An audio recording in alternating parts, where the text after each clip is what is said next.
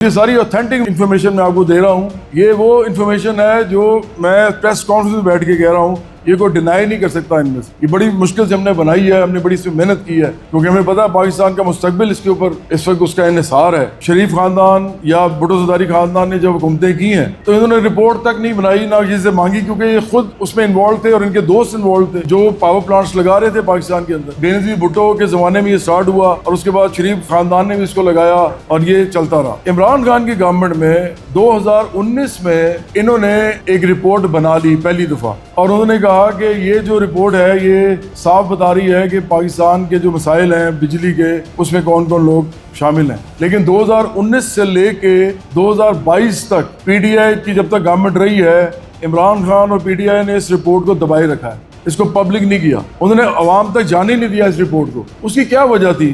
اب میں آپ کو وجہ بتانے لگا ہوں. داؤد گروپ جو ہے اس کا سب سے زیادہ شیئر ہے اس وقت جو کہ پاور پلانٹس میں ہے, اور وہ ہے ان کو ہم کیپیسٹی چارجز دے رہے ہیں 108 ارب. اب داؤد گروپ کون ہے؟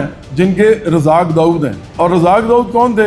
وہ عمران خان کے مشیر تھے. تو اگر یہ بات کھلتی تو ان سب کے نام آنے تھے اور یہ اس طرح کا کام کرنا نہیں چاہتے تھے. اس کے علاوہ ایک اور صاحب ہیں جہانگیر ترین, وہ بھی اس وقت حکومت میں تھے, ان کے بھی پاور پلانٹس ہیں.